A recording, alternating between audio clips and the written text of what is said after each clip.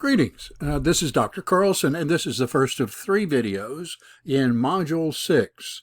Our first video will focus on brands and brand management.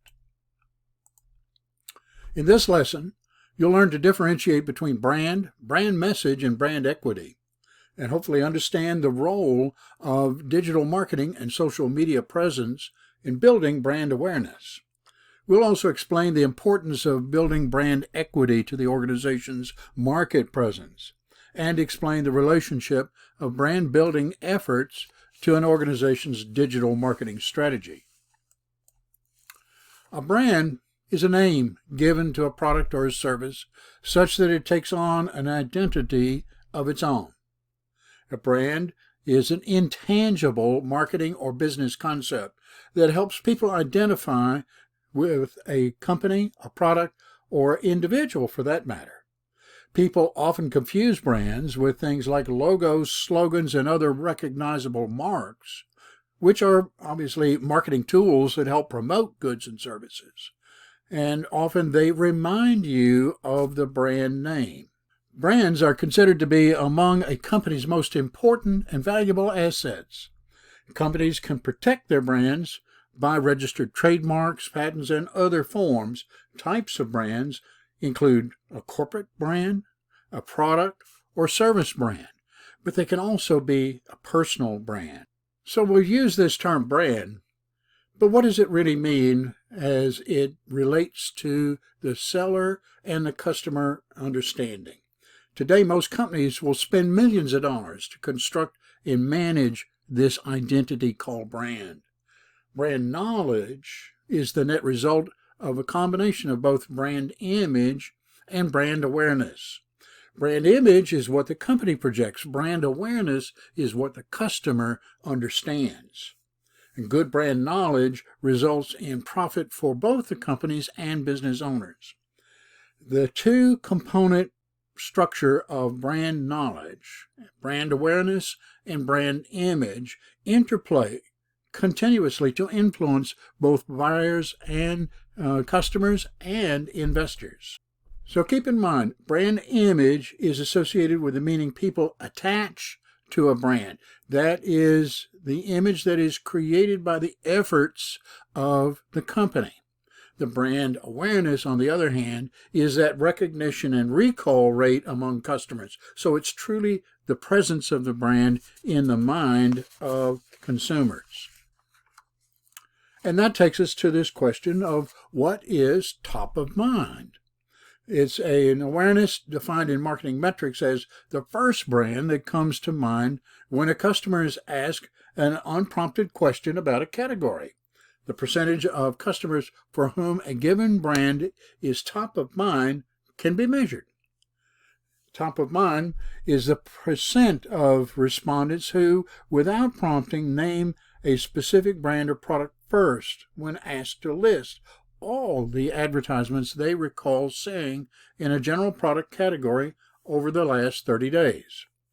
At the market level, top-of-mind awareness is more often defined as the most remembered or most recalled brand names. Now notice the structure of this pyramid accompanying this particular slide. We can see various levels of this idea of top of mind. There is still brand recall, may not necessarily be the first. There's also the level of recognition of a brand when presented. There's finally, at the bottom of this pyramid, is lack of any awareness of a brand. So when we look at this idea of brand image and brand awareness, let's look at it from the perspective that brand image is the psychological associations and meanings associated with a brand. It's often latent in nature, it's passive. Things like taglines, campaign, and marketing strategies do influence the brand image.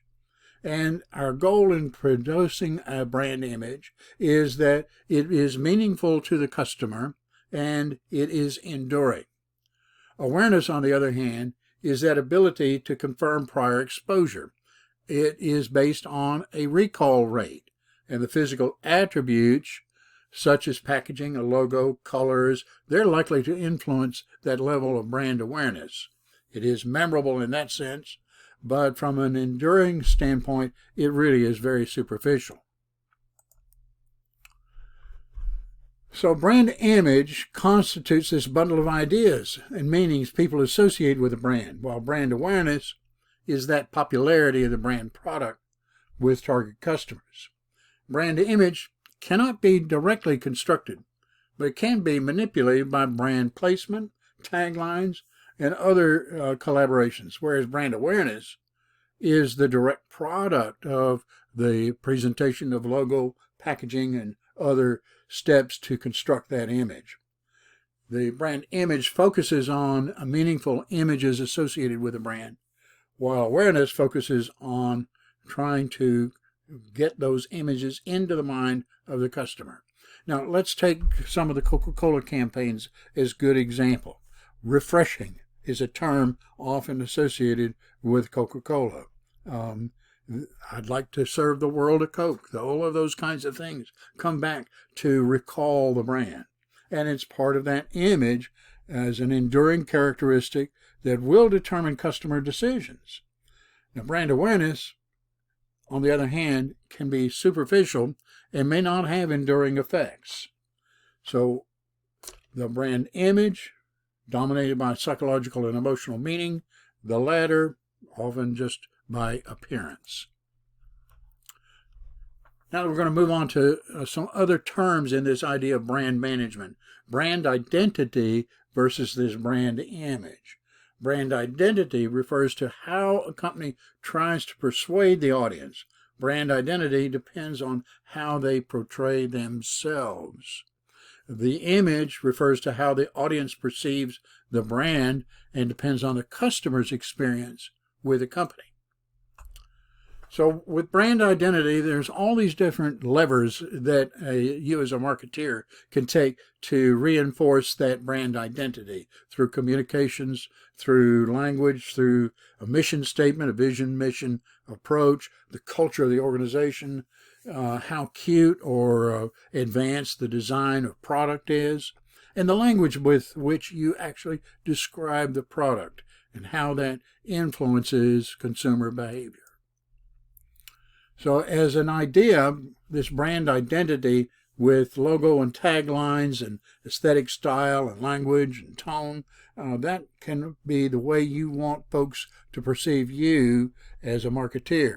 It's that brand identity you're trying to project. And the brand image is the way they actually perceive what you're doing, the beliefs, the reputation, any emotional connection, those impressions that are made on that consumer. So our idea about brand identity is how can we bring these two things together? Through this prism of brand identity, there are things that we can do in terms of what are the physical characteristics? What does that relate to in terms of kind of projection of a personality? And in that relationship between your brand and your consumer, what are those values and guiding principles that come through in your communications?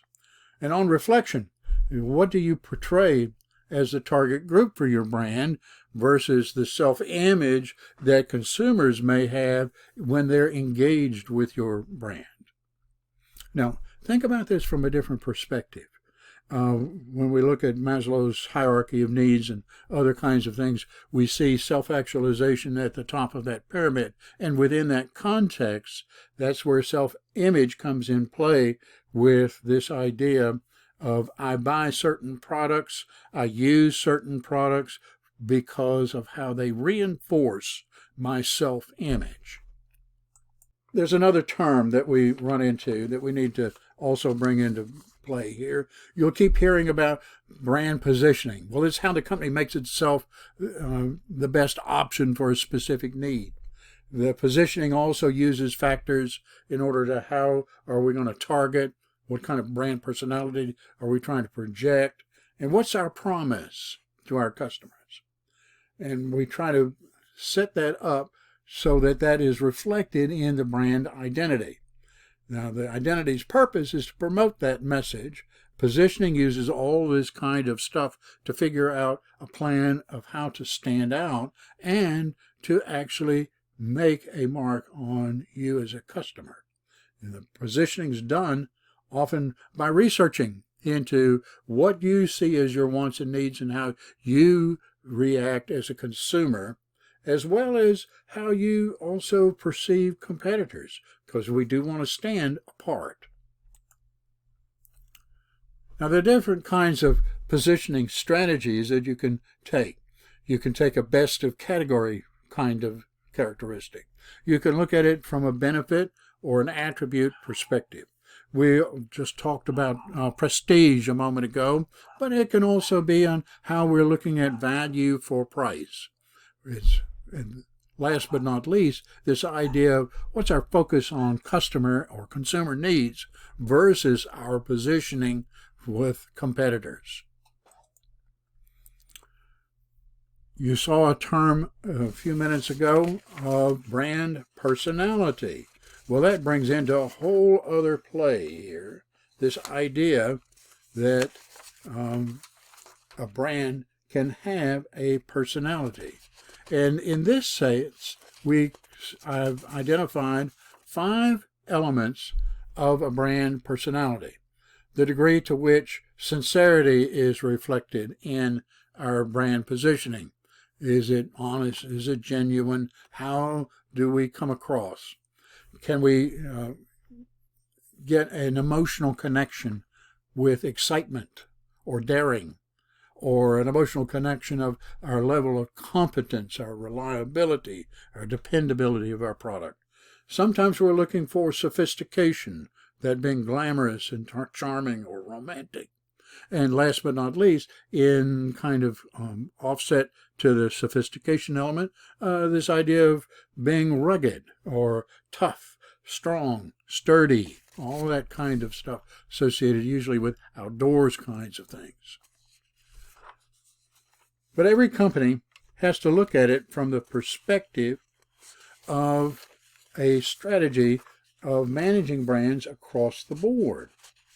In that case, we need to look at it as a brand architecture. Do we use the company's own name and logo as the brand name for all of the firm's products?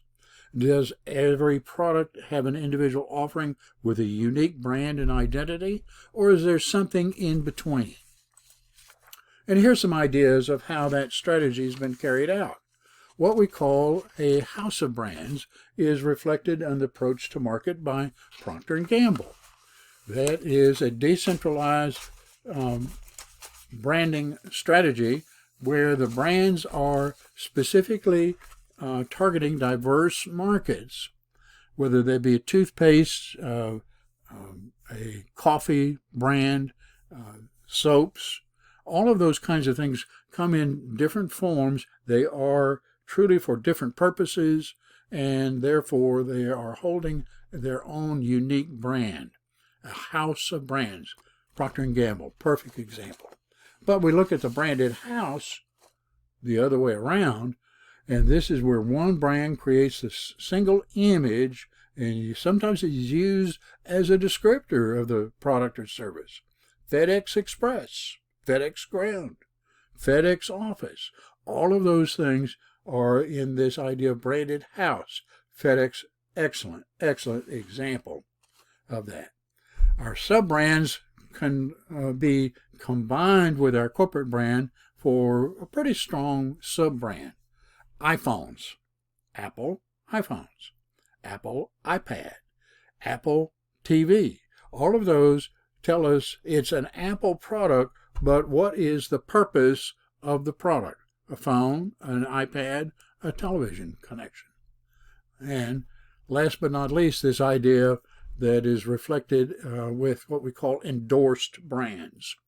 And with that, we're using an imprimatur of a corporate identity, Marriott in this case, and the different offerings at different price levels and breadth of services across the board in hospitality.